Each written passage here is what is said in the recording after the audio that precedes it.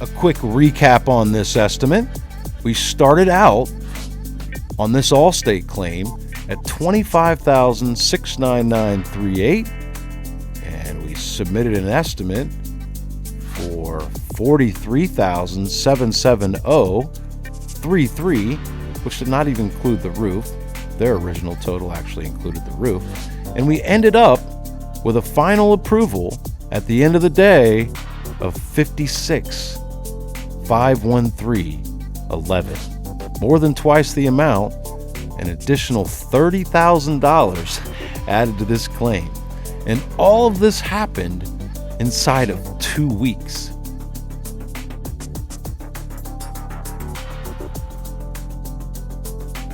Welcome to another episode of What's Wrong with This Insurance Estimate. This is episode number 9, and I'm going to start this episode, of course, like I start all the rest, with a question. And that is, are you just taking the insurance adjuster's word for it? Are you just doing the job for whatever they say that you should do the job for? Like, is that how you're running your business? Are you a contractor that's performing insurance repairs for whatever is on the insurance estimate? Well, hopefully, if you haven't seen any of the other episodes that I've been putting out on this subject, hopefully after you watch this, you'll stop doing that. You don't need to do it that way. Instead, you need to focus on the details and focus on the documentation and on the standards that are available for you and the options that are available for you within the contractor lane without bringing in outside help, like a PA or, public adjuster or an appraiser type situation, without mediation, without AOBs, without AOCs, without any of that stuff. I'm here to tell you that there are many options within the contractor lane that you have available to you that you can exhaust to where you're not having to do the project for whatever the insurance adjuster says that you have to do it for. Okay? So we're going to jump into this. We're going to start out with the original Allstate insurance adjuster estimate for this project. And after we go through this, I'm going to go and show you pictures that I took and documentation from the actual job itself to show you the damages, and you can see just how far off the actual is from what the adjuster interpreted. This is an independent insurance adjuster that was sent by an independent adjusting firm during the CAT environment, the catastrophe environment, right after Hurricane Michael. So within that environment, it's a little bit like the fog of war. So these adjusters are having to run their tails off and close out inspections and estimates just as fast as they possibly can with immense pressure on their backs. And some of these adjusters are new, and maybe they have just recently completed their training, and they've learned how to properly do inspections. They've learned how to do proper estimates, but when they submit those proper estimates through to their superiors, they find that they get kicked back down, because in that environment, the insurance carriers have to get strict to stop the bleeding, stop the hemorrhaging that happens from the massive amounts of claims. And the damage from this hurricane was extensive. I mean, it was probably, I think, number 11 for me working in the aftermath of hurricanes. And it was the most extensive as far as damage that I've actually seen. And I'm still perplexed each time I go back to Panama City, even this many months after the storm. And we're getting date of loss, October. So we're many months after the storm, 5, almost 6 months after the storm, and it still resembles a third world country in the Panama City area. The damage was extensive. So what these adjusters learn pretty quickly that the name of the game is not thoroughness and details and actually taking care of the client the way that they learned hopefully, in their training. But the name of the game is speed and getting these things closed out just as fast as humanly possible. And they're actually told, don't worry if you make mistakes. We have cleanup teams, i.e. supplement teams, in place to deal with that cleanup process. So just go, go, go, go, go. And I got to tell you, especially after this storm, the estimates that I've reviewed thus far from those initial insurance adjusters, the name of the game, so to speak, it sure does show. And this is one of those estimates, so let's take a look. Allstate, we've got Lynn Haven, Florida, that's just outside of Panama City, and windstorm claim, Hurricane Michael. You have to forgive the scanned copy of this original estimate. It was a little bit rough, a little bit sloppy. No telling what all this pile of paperwork went through before it was actually scanned. But we have here the roof. It's a basic laminated shingle roof. And we have a little bit of tarping that was done. We have the drip edge, R&R, replace 30-pound felt, which is code in that area. Another thing code all across Florida is renailing of the roof sheathing, which you'll see that, and you should see it in most of the Florida estimates. In this case, we have 32 square feet of plywood sheathing, high-profile ridge caps, continuous ridge vents, and turtle type. And so one of the things that I point out in most of my other episodes is that, when you're reviewing an estimate and you go through, you see the drip edge, right? You see, okay, good, they have that in there. Got a little bit of sheathing, they have that in there. They've got the ridge cap in there. They've got the ridge vent in there. They've got these this turtle vent in there. But what's missing? What's wrong here? And that's the name of this series. What's wrong with this insurance estimate? One of the things that you should know, if you haven't noticed it right away, is that when you see ridge vent or this turtle type, you're saying to yourself, okay, good, they have that in there, but what's missing? They don't have the removal, right? So it should say R&R right in front of it, just like this item does, and just like this item here does, right? You should see that R&R. So, most of the time you'll see on insurance estimates where they don't even acknowledge the removal portion of the items on the roof. And of course, if you point it out, one of their go-to responses is, well, that's already included in the tear-off. But if you go into Xactimate, if you go into the illustration for the item for remove laminated composition shingle without felt, it does not say that includes the drip edge and the ridge vent and all those other items, right? In fact, this one here does not say anything about the removal of the felt. So they're just saying here, they want you to put new felt on, but they're not paying to remove the old felt. So there's many problems with this. It's missing flashing and lots of other things here, right? But there's many problems with that. Just wanted to stop there and kind of point out a couple things that are standing out to me. But we have basic interior damage, master bedroom. You can kind of quickly go through here and see what the adjuster thinks of this. They think that the pad and the carpet need to be replaced, and that's good, right? We have a little bit of cleaning, detach and reset. Detach and reset the blinds, the window drapery hardware. That's good because you don't usually see those in most insurance adjuster estimates. Those are things that I always include in my estimates, but you don't see that from a lot of adjusters, but you see it here. Seal and paint window sill, paint the walls. You can see I'm kind of reading it from the bottom up, but I'm looking for what they think is wrong here, right?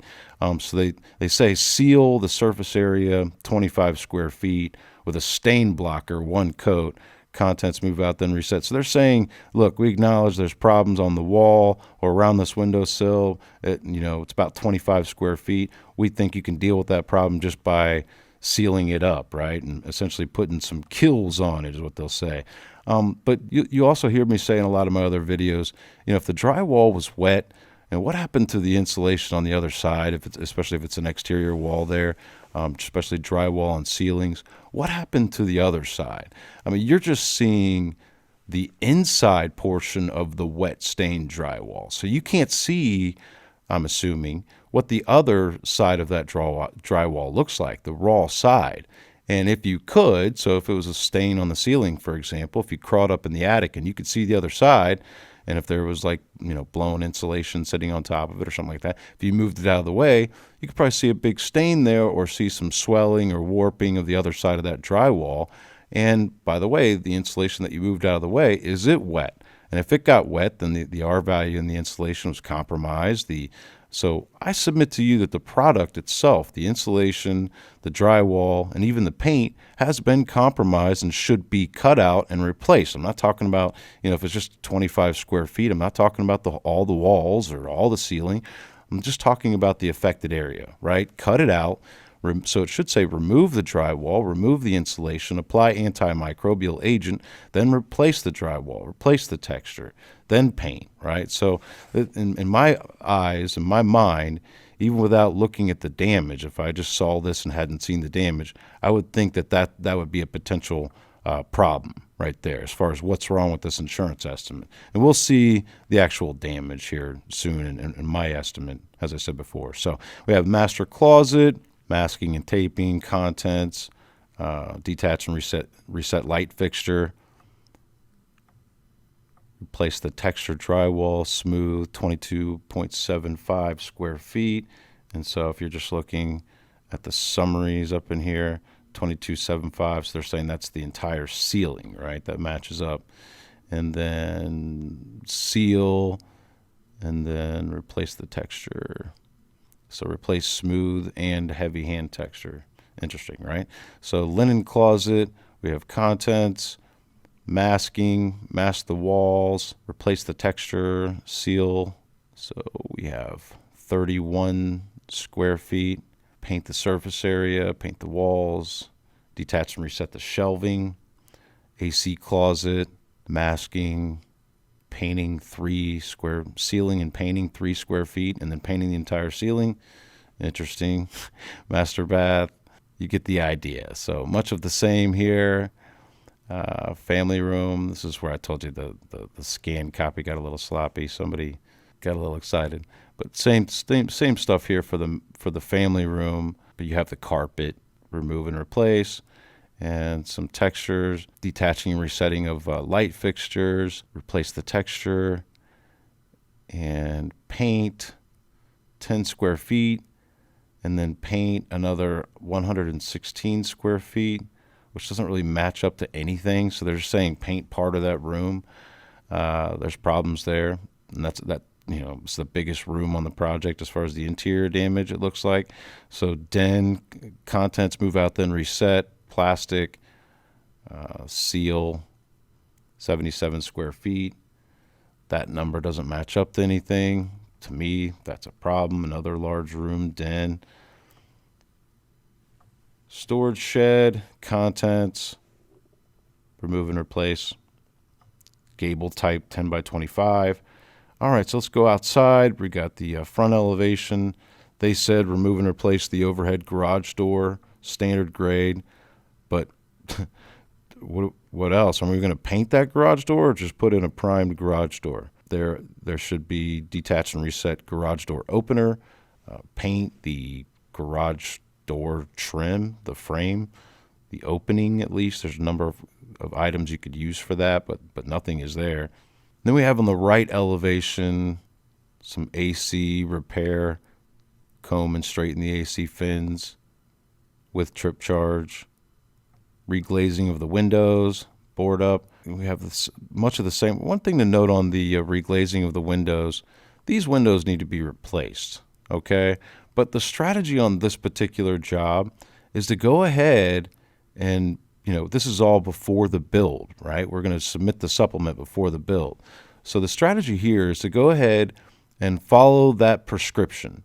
And which, by the way, if you haven't watched my other videos, the thing I say a lot is that the role of the contractor really is, or should be, the way you should be doing your contracts, your role, what you're hired for, all right, is to perform all repairs that have been prescribed by the insurance claim. And that's how you need to be looking at these things. And you need to be sending your supplemental items for the first time before the build. And I submit to you, you'll probably need to go through several rounds of supplementing before, during, and after the build. but you need to start before the build and address any differences before the build.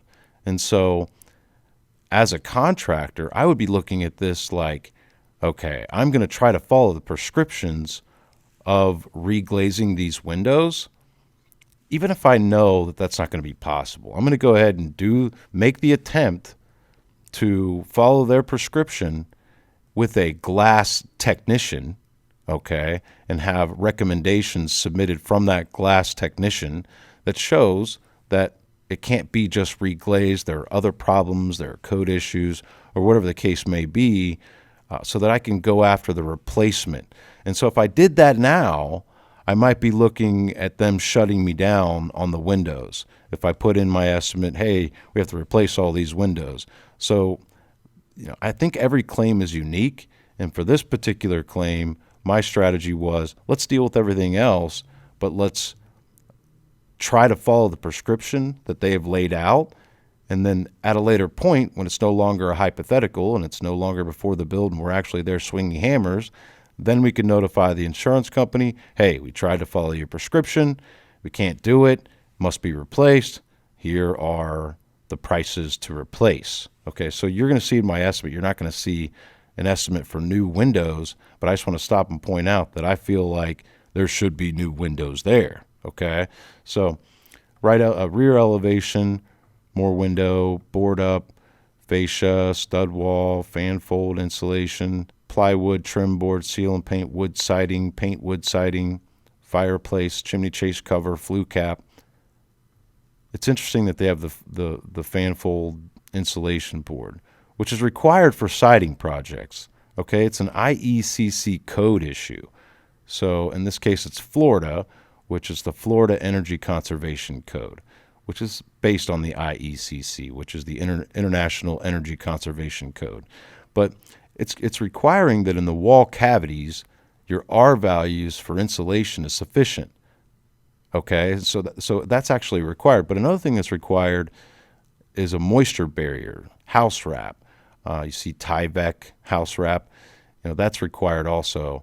That whatever's there is going to have to be replaced or removed and then replaced. And if it's not there, new house wrap is going to have to be installed, and that's missing from the estimate. And so then we have some tree work here.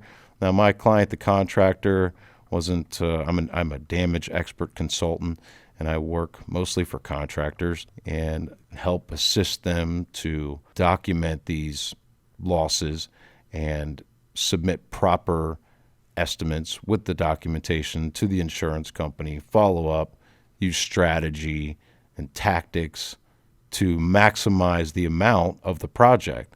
Now, this particular client wasn't handling the tree work. The tree work's had already been done before our involvement. So these items for trees you see here are not really relevant to my involvement. Although I will say, if you're a contractor getting involved where there's tree work and you see the tree guy already there, see if you can go assume the contract of the tree guy. Like if you're a general contractor, see if you can't get the tree company to work directly for you, even if they've already entered into an agreement with the client. Because if you can have them working for you, it doesn't matter how much they've charged you. The Xactimate pricing is pretty substantial. And sometimes you can lose. You got to be careful because sometimes a lot of the tree work won't be covered because it's not like, maybe the policy says it has to be touching a part of the structure.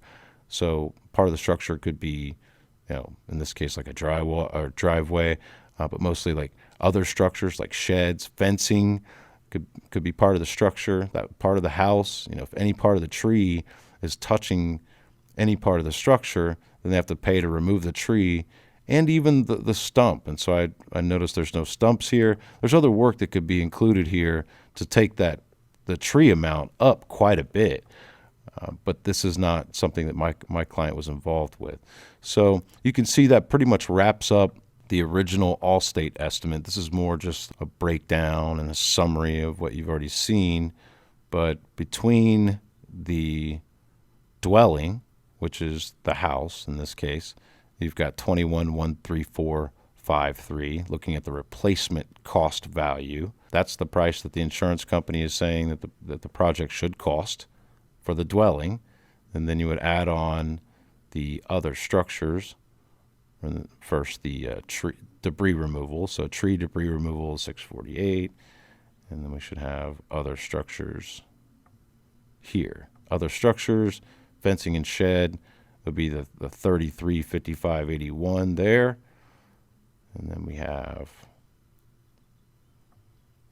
another 560 for building codes. That would be OL, ordinance and law, part of the policy. And again, I really don't deal with anything related to the policy and or coverage, but it's just helpful for me to understand how it's all broken down on the estimate.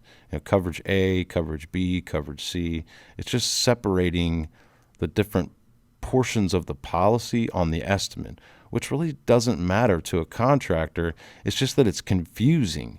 When you have subtotals and totals that are spread out all over different pages that sometimes don't make sense, but that's why it is. And this is just a more summary of all the categories that are involved. And then, so as you can see, the total is 25,699.38 on the original Allstate version of this claim. And then we have, the roof sketch, and then there's sketches of the interior.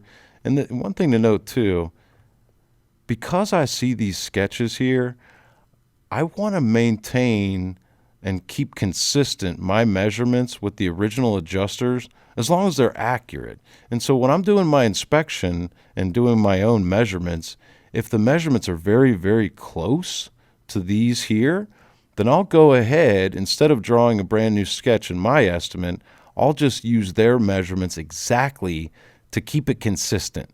Okay, and I find that's a lot more, that's a much smoother of a process when trying to get through the approval end of it. So looking at their sketch is important. If you can get a copy of their sketch, it can be a big help and save you some steps, okay? So in this case, I would do the inspection and I would kind of grade their paperwork, see if the measurements are consistent. Now, before I get into my version of the estimate, I want to show you the project. Okay, so here's the folder for this particular project that I have set up. And I have a lot of details. In the inspection results folder, I have more subfolders set up. I have drone footage, and here I've got photos and videos. And actually, in this project, I should take this time to point out that my client's not actually handling the roof either. So he's a general contractor and actually a builder as well. And so most of the projects that he's handling is all of the other mess and the massive, devastation that was caused by the hurricane. You find that the roofers come in to town and gobble up a lot of the roofing work and take off, and they leave behind the rest of the mess for guys like my client to handle. And so this was one of those deals where someone had already done the roof, and we came in. So when I pointed out the roof in the insurance estimate, you'll need to know that my estimate's not going to have the roof in it, and the approval is not going to have anything to do with my client as far as the roofing goes. But so in this case, we don't really need to get into the drone footage because we're not doing the roof here. But measurement photos I keep here, photos, videos, and let's jump into the photos. All right, so we've got, here's the interior damage locations, and they're not, it's just small, basic bedrooms, and you can see that the carpet had already been removed before our involvement. And also, this is significant, the baseboard had already been removed, and there's holes in the walls, right? And so one of the things you need to know is that if the baseboard has been removed or it needs to be removed for any reason, and you're the contractor, let's say there weren't holes in the wall, just the fact that the baseboards need to be removed, even if just detached and reset from this wall, by doing so, that's going to damage the paint on the wall, as you can see right here. That's what happens. The paint peels away above where the baseboard needs to go. And some people can say, "Oh, we'll just put a bigger piece of baseboard." No, that's not the way that insurance projects go. And so you need to understand that one of the standards in the industry is if the baseboard comes off the wall needs to be painted. That needs to be dealt with. And I find myself educating young adjusters of this all the time out in the field. And sometimes they'll agree with me, but they'll say, yeah, but we're only going to do one wall. Okay, like we'll just paint the one wall. Okay, let's see if you can get that off. But I mean, in this case, that would be of just one piece of baseboard, right? We'll just deal with that wall. The thing that I usually tell them is, okay, no problem. Get that on your estimate. But I got to tell you right now, I'm going to be dealing with your inside team and supplementing that later. And usually they'll laugh with me and say, I have no problem with that. So if I have a good rapport with them and just letting them know, yeah, great, get it on there. But just so you know, to be fair, I'm coming for that later because I believe it should be there. And in their mind, they're like, great, that's somebody else's problem. This will be an easy closeout for me because I've talked them out of that, But I'm not going to give it up or agree to not do it. I'm letting them know I'm coming back for that later.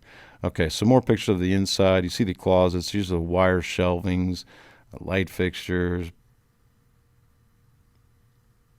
Okay, bathroom, linen closet. This is a little bit significant here.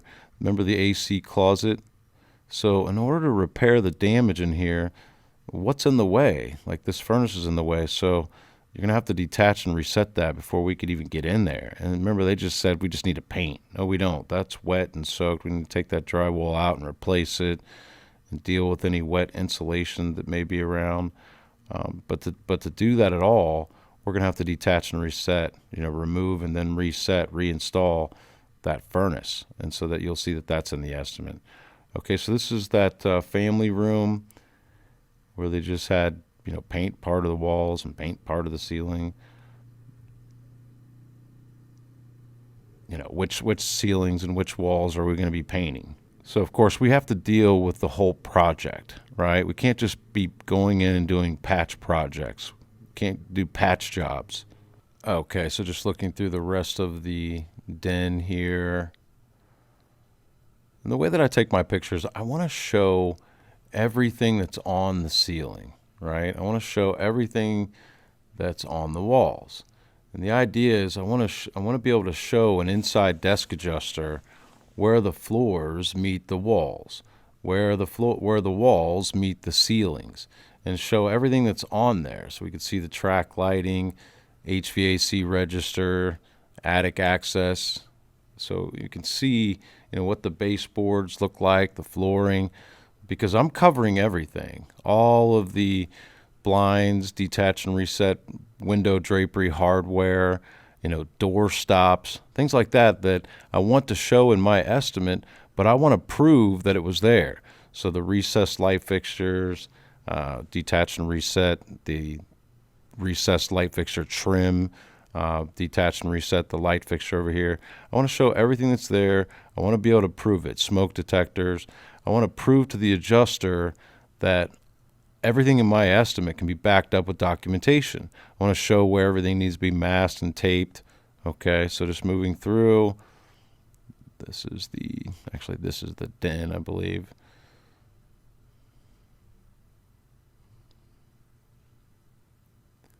Okay, and then so we're moving into the exterior photos here.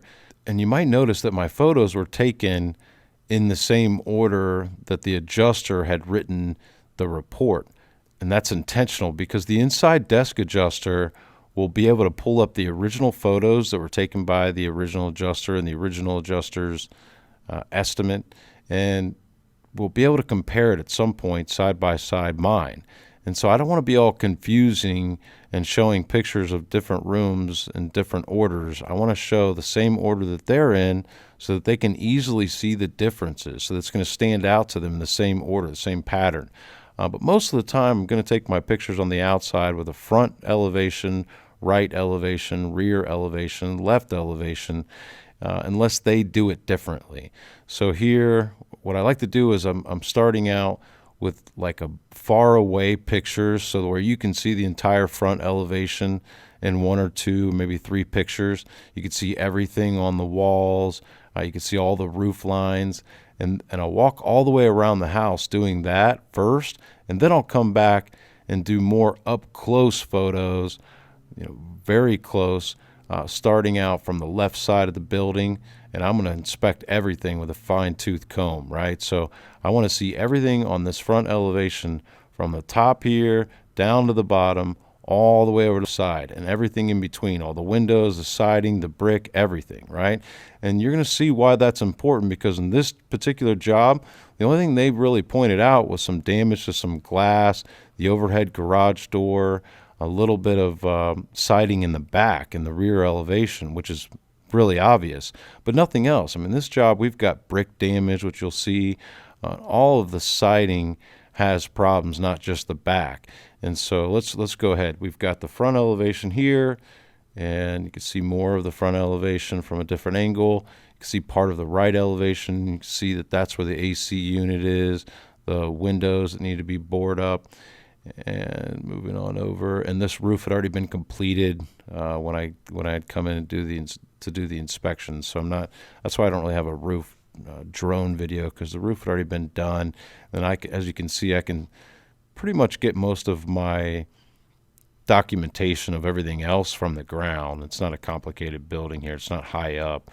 So there's the right elevation, and then the rear elevation.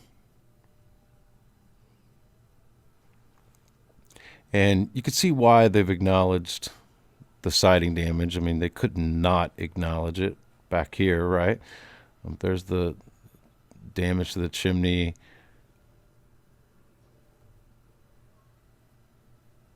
Okay, so this is like you could almost imagine that this is how the adjuster took their photos and then they stopped, right? Because they didn't see anything else. But if we get up closer, here's the garage door, which they've already approved, right?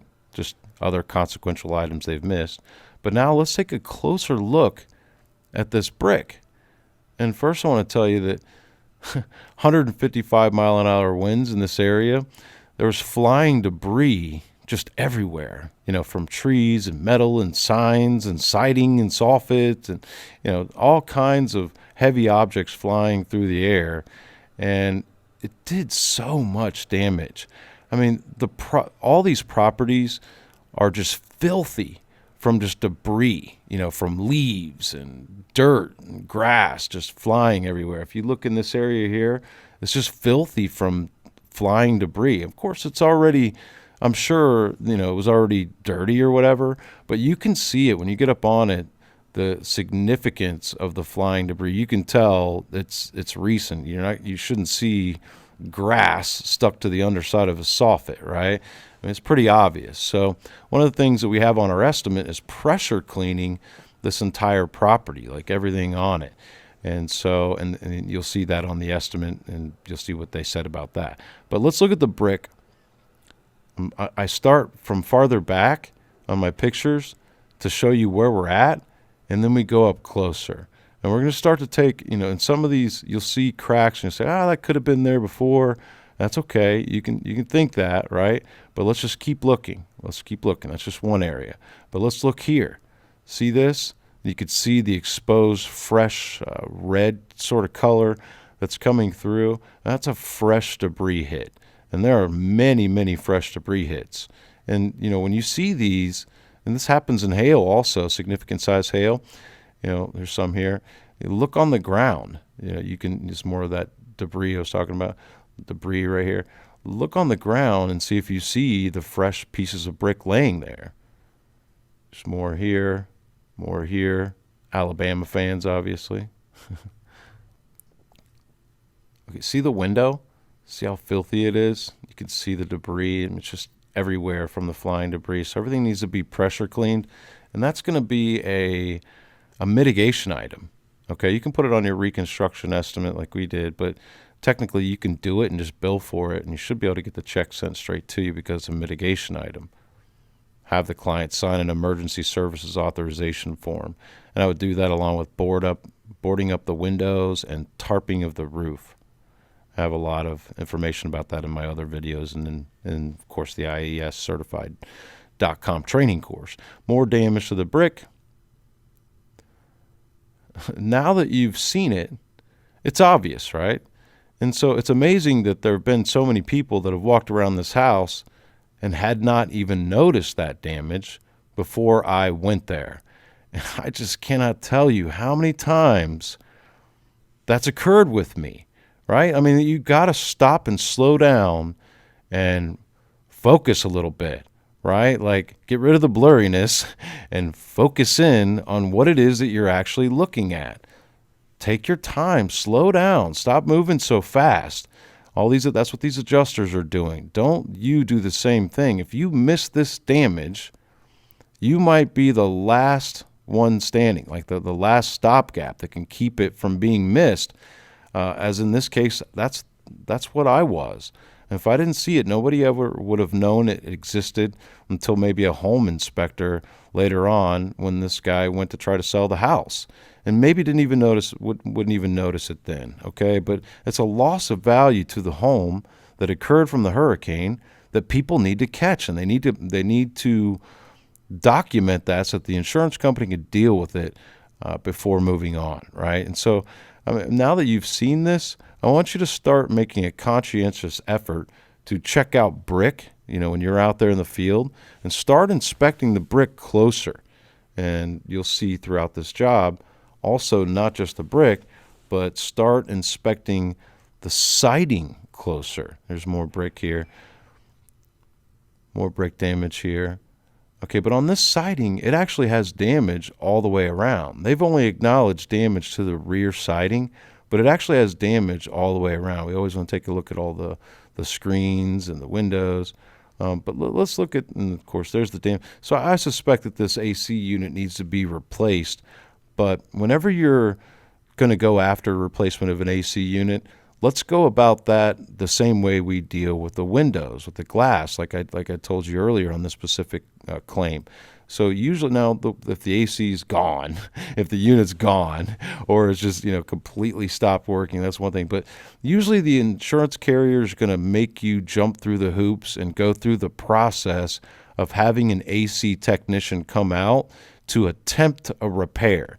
And so in this case, they have on there, the comb the AC unit and the fins with a trip charge. We're going to try to follow that prescription first, but then at a later point, the AC technician, I would have them actually attempt to repair and bill for that attempted repair, trip charge and all, and then write up a description of why it can't be repaired and what then has to be done and why. And then I'm going to submit a supplemental estimate at a later point in time that will include the AC unit replacement along with detailed documentation from that AC technician. But that paperwork, that documentation, is not going to show the pricing from the AC technician. I'm going to use pricing within the Xactimate format.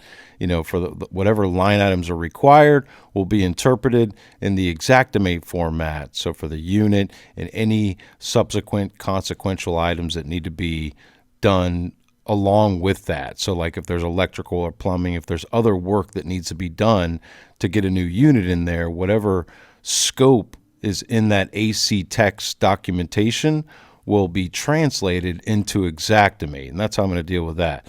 So let's look at this siding right here. You can see the damage just from debris hits, and they don't have anything for siding repair at all on this elevation. So just the rear. You up a little closer, you can definitely see the gouges that happened in the siding. Now, I know that there's fascia and soffit, and you see a mess up there, but just remember the roof was already done by somebody else. Not real sure what's going on up there. So we've got the up close damage to the AC units, and look at all this other siding. So we have a picture farther back here, so we can show the inside adjuster where we are on the property once again. But we can see, if you just saw that back from this far back, you may not know, that could be dirt or whatever. But let's take a closer look. So we're starting from back to show the adjuster where we are, and then we come in closer to the damage. So look at those gouges in the siding, right? That's definitely damage to the siding. And so, look, the siding's got to be, at the very least, repaired if it's not replaced, or and painted, right? And so it's just amazing that wasn't even included or dealt with anywhere in the estimates. So we've got fencing, the fence that used to be there, right? And just showing the overall job site, like the yard. And then so This is the rear elevation stuff. It's the same gouges. There's actually holes in some of this siding here, but pretty much everywhere all the way around this house, and you can see just from the photos, there's damage to the siding. And so it kind of astonished me that they only dealt with one area. And you'll see how that progressed later and what the plan is or was and is for that. And that's up close, right? So again, if you thought that was just dirt, look at the damage. I mean, it's definitely damage from the hurricane. So I rest my case there. I mean, we can keep on going here all the way around. It's just damage everywhere. And that gives you an idea the extent of the winds, right? So look at that. I mean, that's just extensive damage up close to the siding. Everywhere you look, there's definitely gouges, damage to the siding. So it gives you more, you could see the cracks to the window up here, the beading here, and then of course the debris all over the windows. Keep moving through, rear door there, damage all to the door, to the threshold damage, and spent enough time with the rear elevation here. Let's move on around if we can. Moving on to this would be we're going to move around to the left elevation after we get around this chimney here.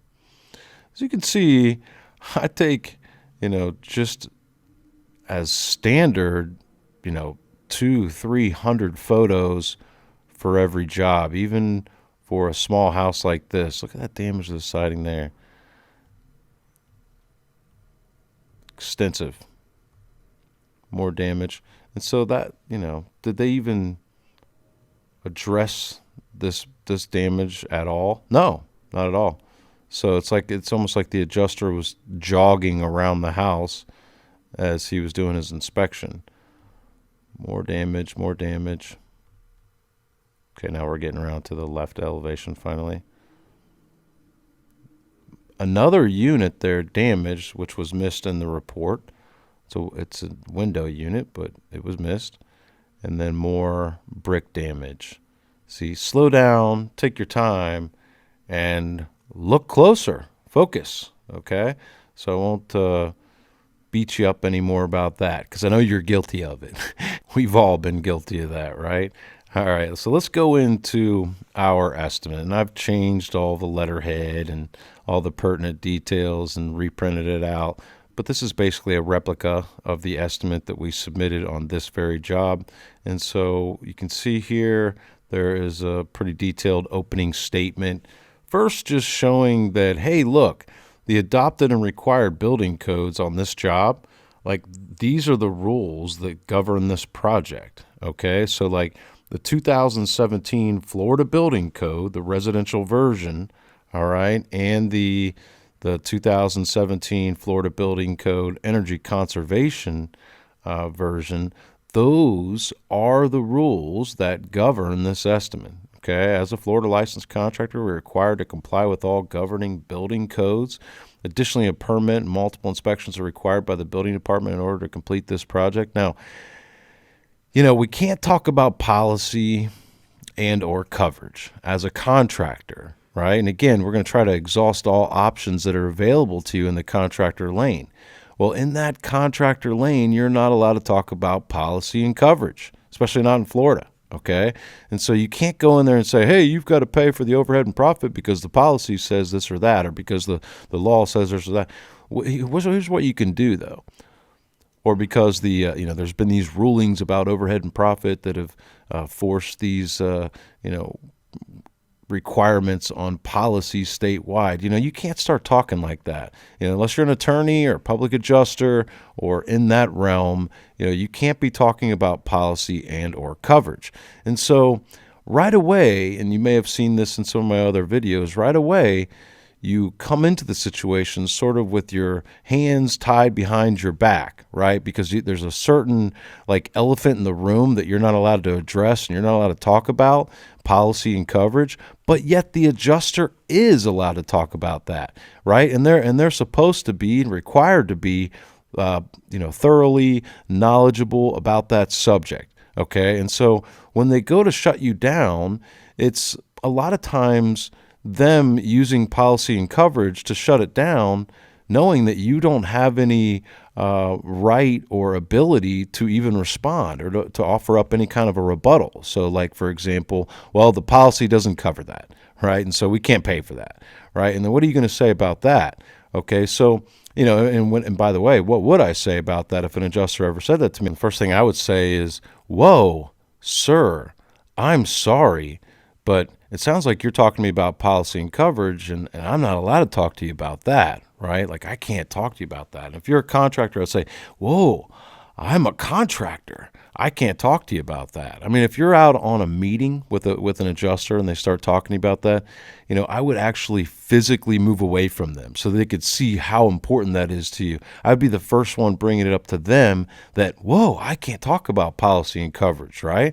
And so, listen, if you can't talk about policy and coverage, you lose some of your leverage there, some of your muscle, if you will, right, where they get to retain it. And so I submit to you that we need an equalizer, and that's the way that I view building codes, right? And the terminology for building codes within insurance claims are ordinances and laws, okay, or ordinance and law coverage, building code upgrade coverage. And so two things you want to know whenever you're signing up a brand new client that I believe you have the right to ask and that you have the right to know is, number one, do they have an actual cash value policy, ACV, or do they have a replacement cost value policy, RCV, right? You need to know that. Don't get yourself caught up where, and if you need to know the difference between ACV and RCV, you'll need to look to other videos for that subject. I'm not going to get into that here, okay?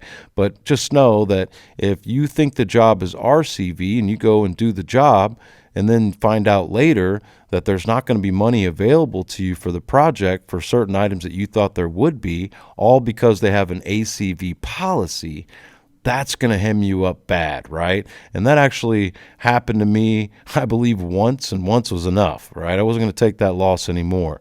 I need to know, do they have an RCV policy or an ACV policy before I move forward with a brand new client if I'm a contractor, right? You have the right to ask for that information. If you're a glass contractor, you handle windshield replacements and you deal with insurance claims frequently, you would need to verify the insurance coverage before you just went on and did the work, right? And so it's similar here. Much like a doctor, you need to verify the coverage. So while you're not allowed to talk about policy and coverage, there are some exceptions to that, and I submit to you that would be one of them. The other one would be, and by the way, if there's a bank, a mortgage involved, usually they're going to require RCV coverage be in effect on the policy. And the other thing that they'll probably require is that they have OL coverage, ordinance and law coverage, building code upgrade coverage. So that would be the second thing that I would make sure that I know before signing up a new client. And, you say, well, hey, Chad, how do you do that? How do you find out that information? I think that when you sign up a new client, you require a number of things that they have to sign with you or, steps that you have to check off.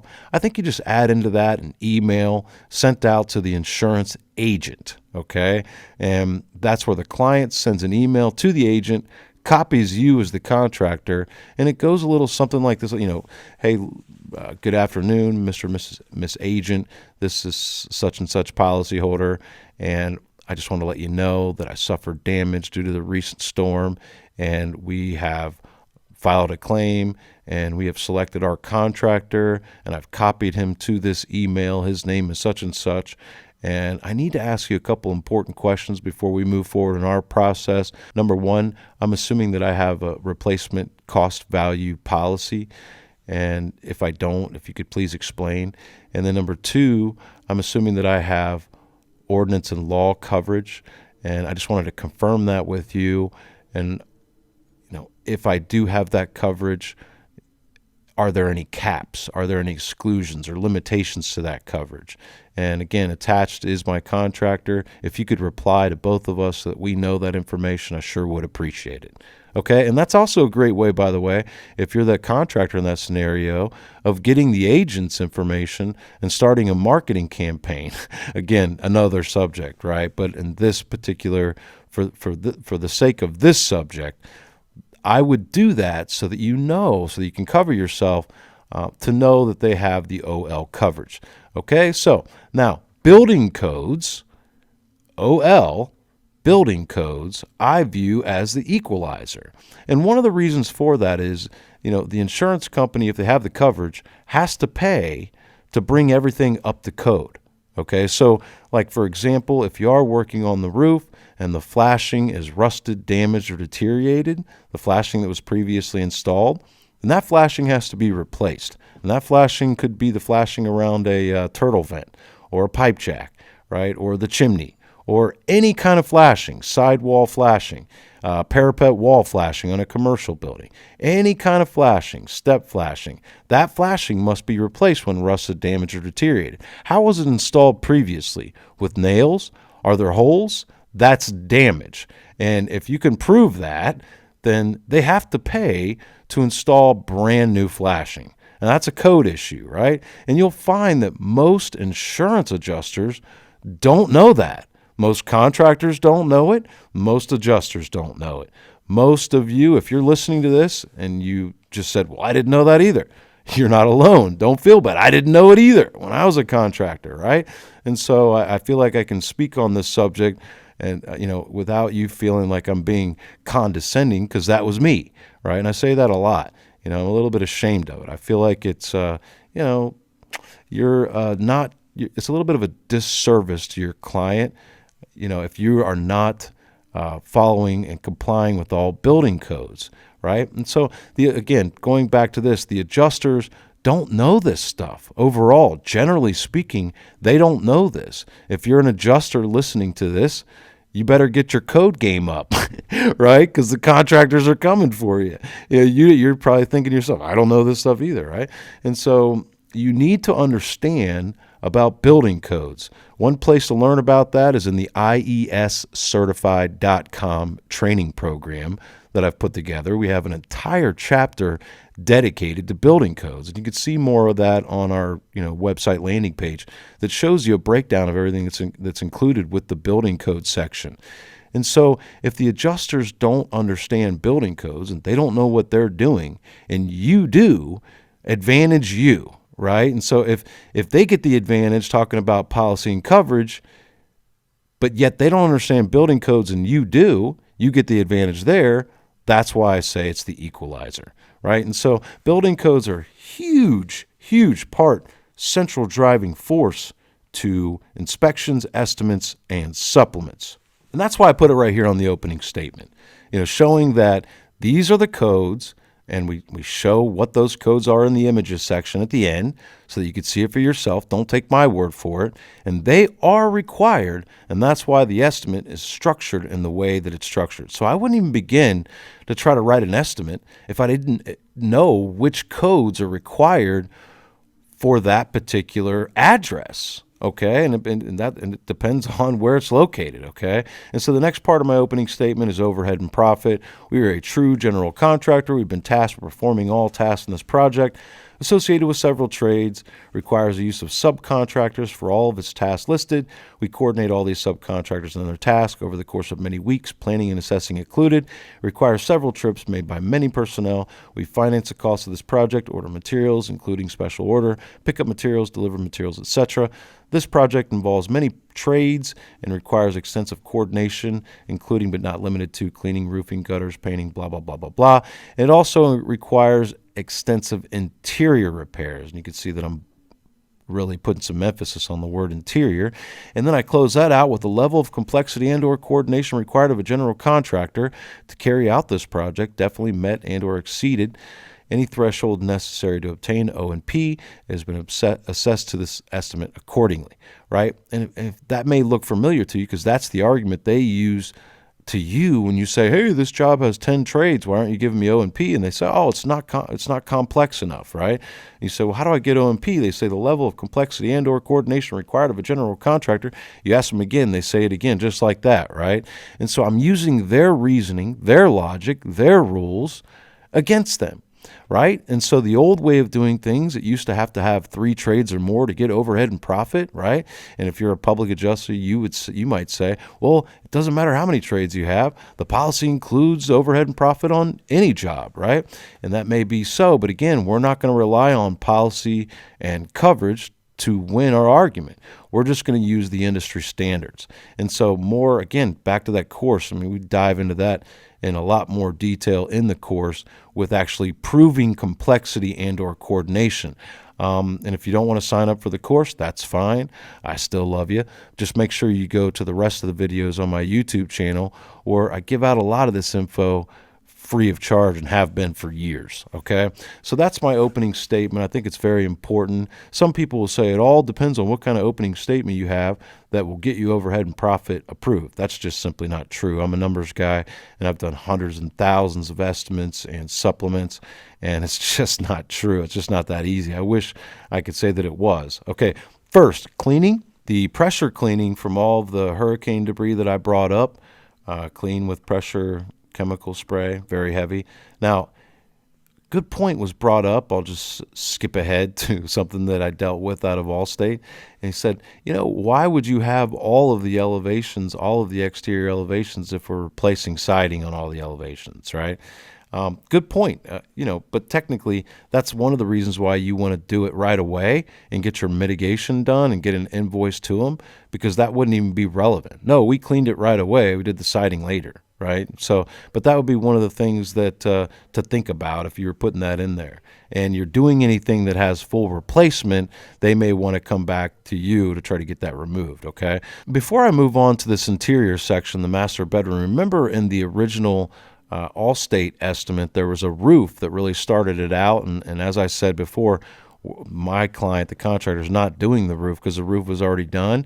And so, when you see the final revised Allstate estimate, one of the benefits that the homeowner in this situation still gets to have, even though, we're not doing the roof and my supplement doesn't include the roof at all, the price list changes. So when Allstate goes back and revises the overall estimate, hopefully that price on the roof will still go up, because the price list will have changed, and that'll just be something that'll happen automatically. Now, of course, the adjuster could say, well, the roof was already done by someone else. It's already been incurred, so why would we change the pricing on that? I'm just talking about things that could happen as benefits, by you being involved, okay?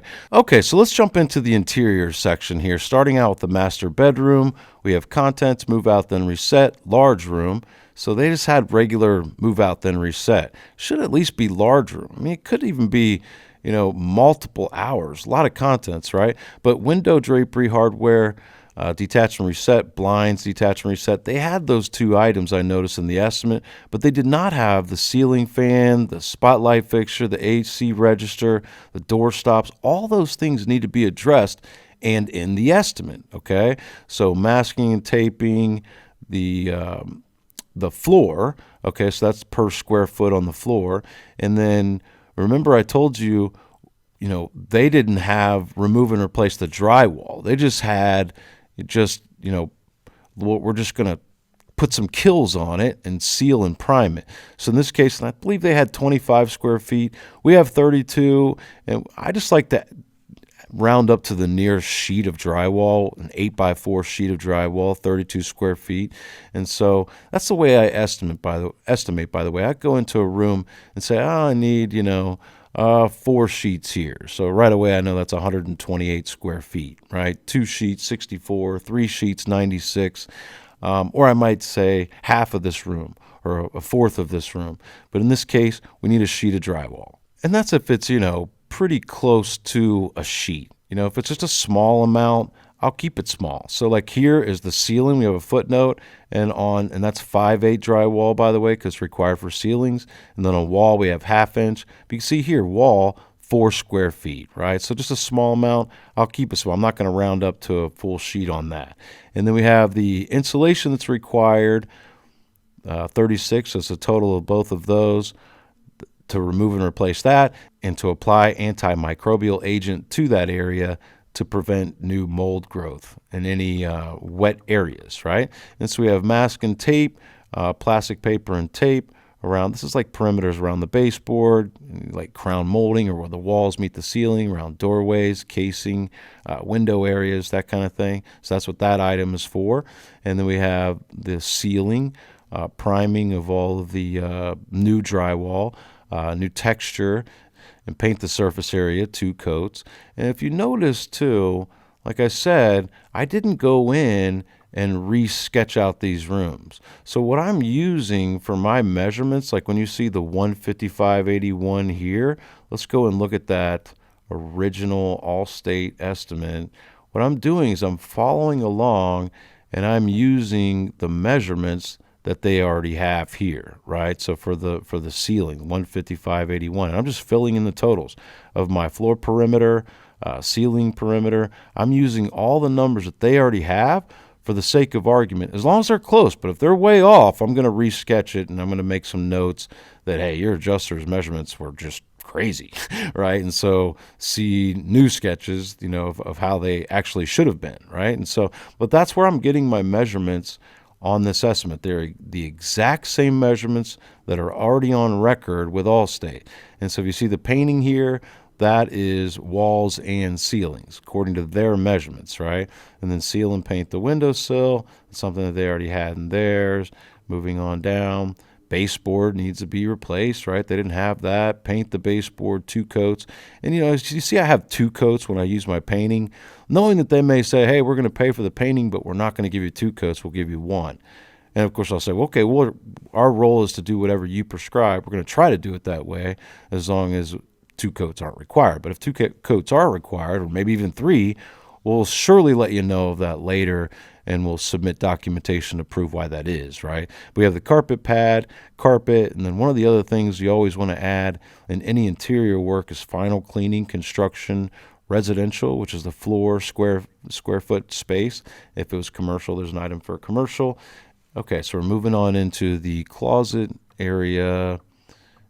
Kind of self-explanatory. We got some shelving in there, contents, linen closet, wire shelving, and a little bit of drywall in there on the ceiling, insulation, painting, final cleaning. Okay, let's get onto that AC closet. Remember that from the photos? So again, how are we going to get to that ceiling that was all damaged from the water spots? And I think there's some on the wall too, right? And so how are you even going to get in there to install new drywall, new painting and all that without first detaching and resetting the furnace? Okay, so as you can see, man, $822 plus O&P, $986. That's a big item that's missing from that estimate, and it needs to be dealt with. We have to prove why, which is the reason for the photos. So you can see how much of a difference that really makes. That small little AC closet, it's now a $1,600 part of the job. That's a great majority of it's missing, right? And again, they opened up the coverage in there. We didn't. They acknowledged it first. They opened the door, and so we continued on to write the proper prescription of what actually needs to be done to do the job right. Okay, so we've got the master bath, and the mirror is a big item in there that needs to be detached and reset. The fan, the light fixture, more of the same. 2 sheets of drywall to the ceiling there, painting, cleaning, etc., etc. Now we go into that family room that was kind of all jacked up, in my opinion, so to speak, from the adjuster's version of that. Again, all that stuff that was on the ceiling that I showed you, detach and reset everything. We have 4 sheets of drywall on the ceiling. We have 1 sheet on the wall, insulation, antimicrobial agent, lots of plastic taping. We've got priming, texture, paint walls and ceiling, deal with the windowsill, baseboard, paint baseboard, carpet and pad, the whole 9 yards, right? I mean, $5,700 in the family room. In the den, more of the same We have 3 sheets of drywall on the ceiling and everything associated with that. Big difference there. There's no carpet in the den.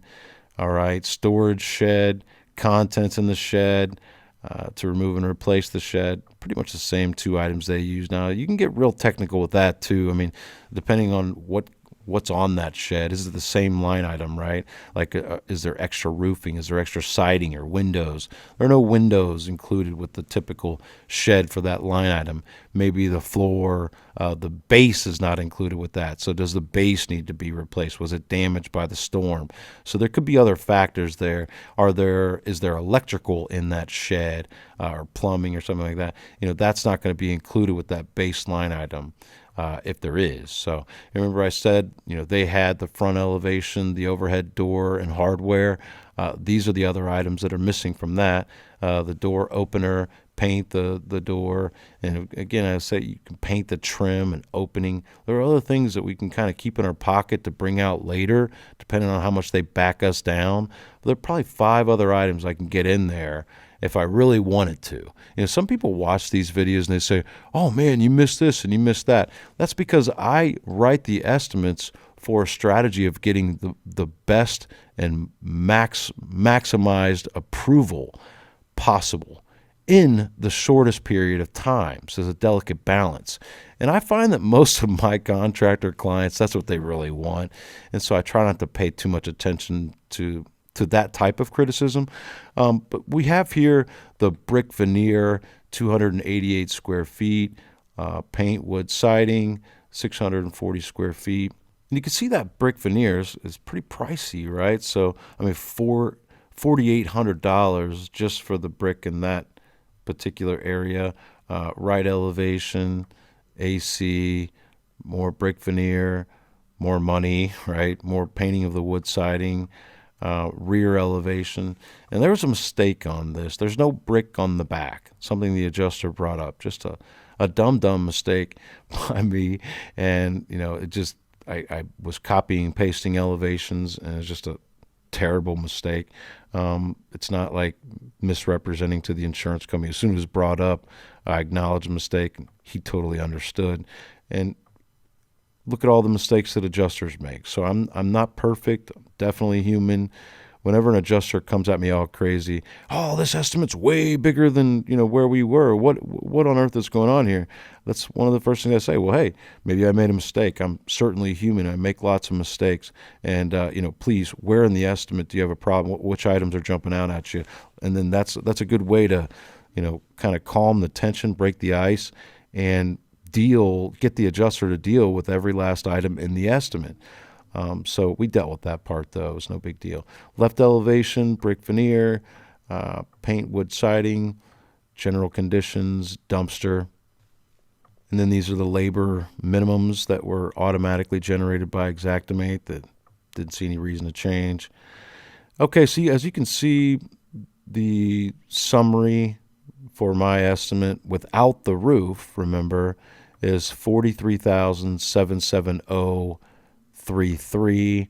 And then going on further, you could see how I structure my estimates in the sense that I start to attach all of the adoptions and the adopted codes that are required for this particular job. And so you can see those images first, and then the codes that are actually required on this actual job. So like any line items that I reference codes throughout the estimate, the codes to back that up, the proof, are in the back of the estimate where they can see. And then so after all of the codes, and I'll just skip on through here, lots of codes, right?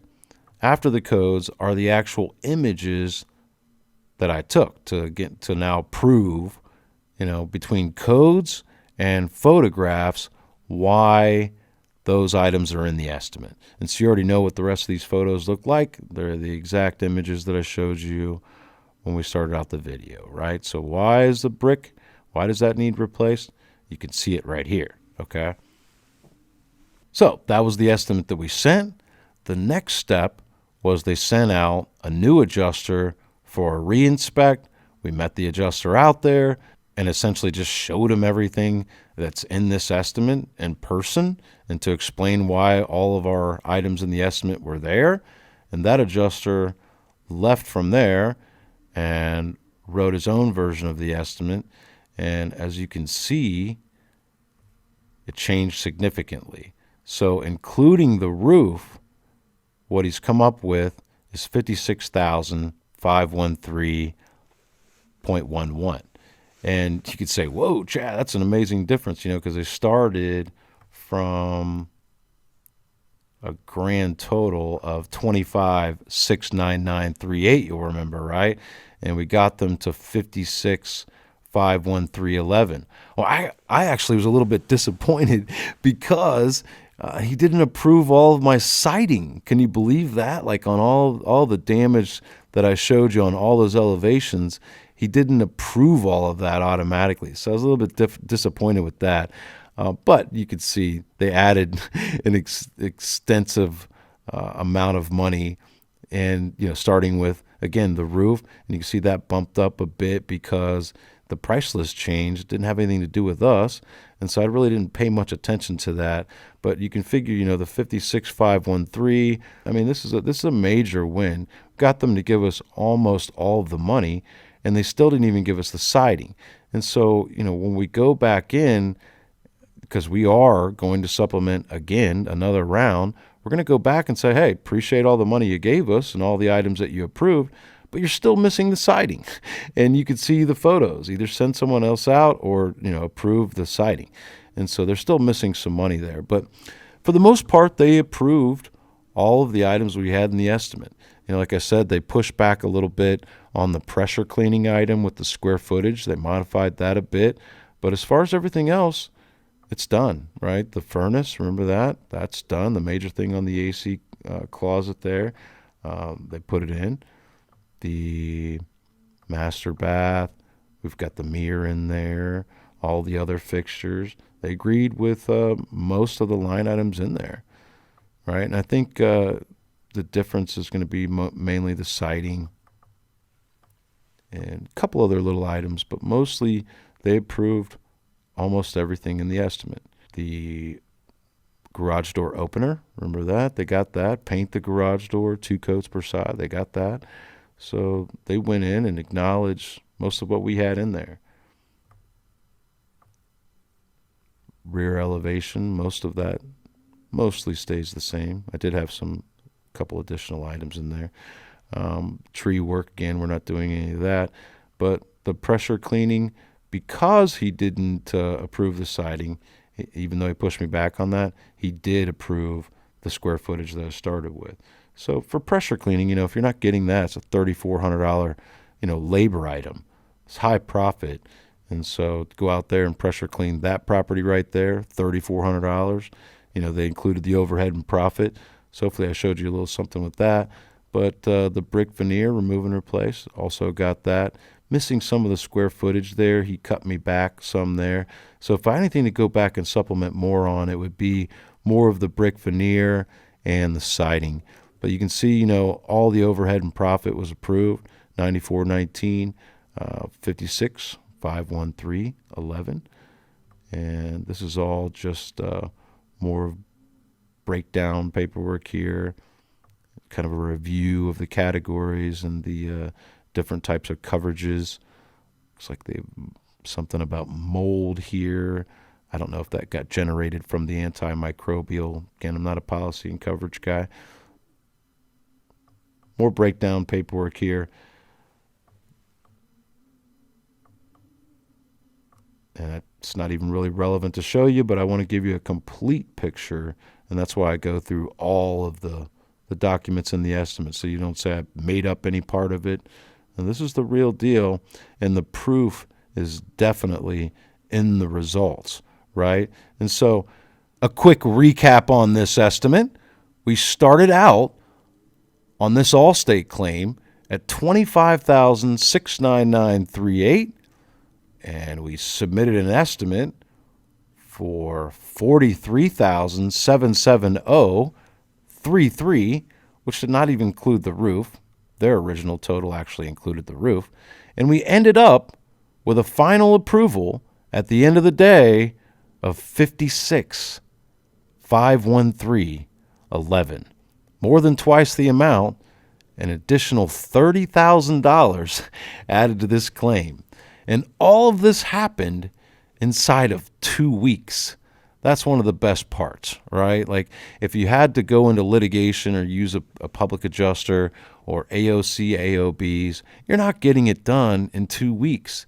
I mean, you can go all day to tell me why that method is better, and I'm not knocking it, because if you find that works within your, the way that you do things, then I don't want to knock it at all. But I'm just saying, for me and for my contractor clients, they prefer to get these things done in a timely manner, not only for themselves, because time is money and it's more profitable to run your business that way, but also for the client, for the property owner. They don't want to be held up on these things for years and for 12 to 18 months. They want to get back into their property and move on with their lives. And so that's the way that I do things. It's not saying that that's the one way, the end-all way of doing things and the only right way. It's just me sharing the way that I do things, my tactics, my strategies, and that's what this is all about. And it's hopefully you've gotten some free value out of this content. This is the end of episode number 9, and of course we're going to follow up very soon with episode 10. So, my friends, I so much appreciate you watching these videos. And if you haven't already, please do subscribe to my YouTube channel, like the video. Also, I want to know what you think, whether it's good or bad. Do you have questions for me? Please drop it in the comments below. I want to hear from you. It really helps me to know how to take, the direction of my content and this channel. But I love you. I really do. So appreciate you. I'm grateful. I'm humbled that you would even want to hear what I have to say on the subject of inspections, estimates, and supplements. So, what's wrong with this insurance estimate? Episode number 9, closing out. Keep winning, keep grinding. We'll see you soon.